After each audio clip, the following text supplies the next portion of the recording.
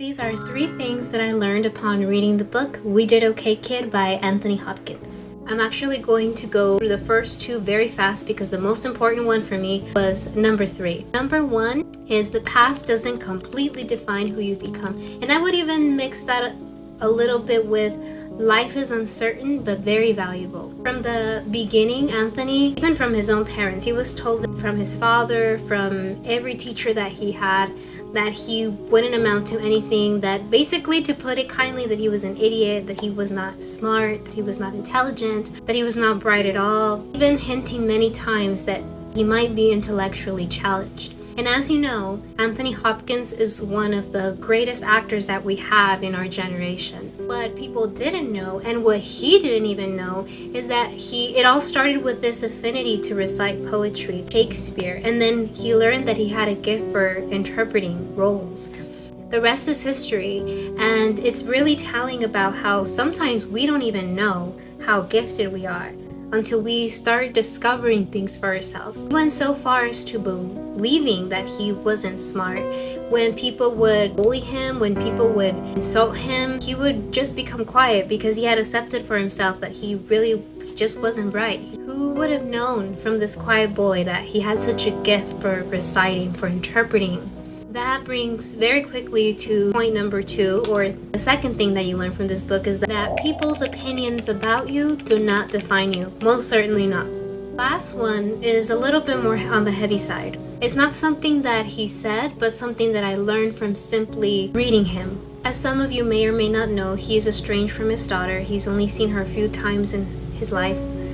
And I'm gonna read you a short portion of the book. And I'm gonna tell you what I see from that. The last thing that I learned from this book is that parents really do underestimate the power of trying, the power of presence, and also the power of speaking to your children about your errors. I'm going to read you this small part. I bought her an apartment, but she drifted away.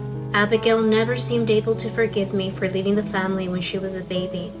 She had her reasons. I can't blame her for that. That's life, but it was and is a tremendous source of pain.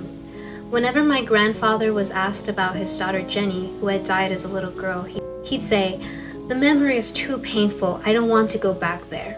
I feel that way about being estranged from my daughter. It broke my heart. When I think about it, which I do as little as I can, I remember my grandfather teaching me to keep moving and not to dwell. And yet, though I've avoided talking about it, the estrangement has shown up in tabloids in horrific, untrue ways. Some tabloids said I got her into or rejected her as a child. It is true that I have spoken about her in the press coldly, saying in one regrettable interview that after 20 years of not hearing from her, I no longer knew where she was or if she'd ever married or had children, and that at that point I did not care. Though it's no excuse, I know that that was the coldness of my grandfather coming out. No use crying. Onward. Don't waste time in the past. That hardness is my default. As Charles Bukowski wrote, we're all going to die. All of us. What a circus. That alone should make us love each other, but it doesn't. I hope my daughter knows that my door is always open to her. I want her to be well and happy. Until the day I die, I will never forget the sight of her in that crib, laughing up at me when I walked in the room the first year of her life, sleeping soundly the night I left. I will always be sorry for hurting her when I left the family, even as I believe to this day that I had no choice.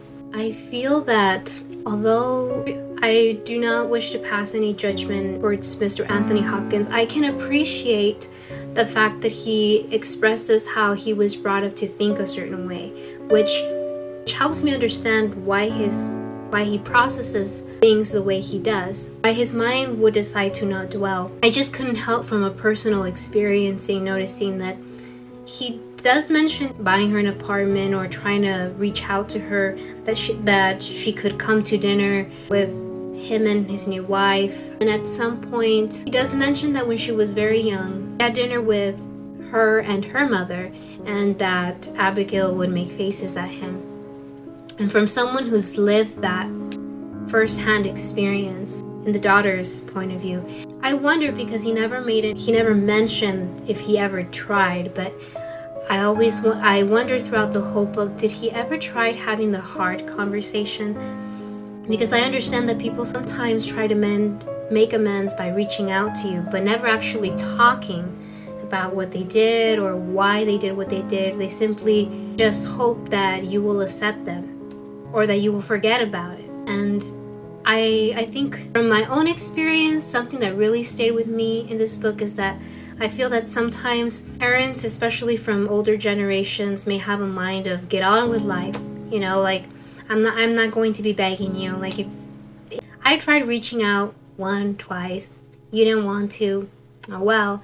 And I feel like sometimes parents might not understand how detrimental that is to a child and how they receive love as adults. The codependency that kind of brings for them, for their children, to feel like they might have to perform so that partner even wants to stay with them.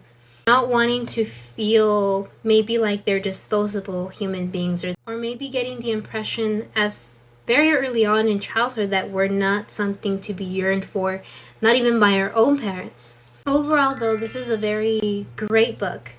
It's very nice to see Mr. Hopkins in his vulnerability in ways that you might probably not expect. He's such a prestigious actor. He's such an amazing actor.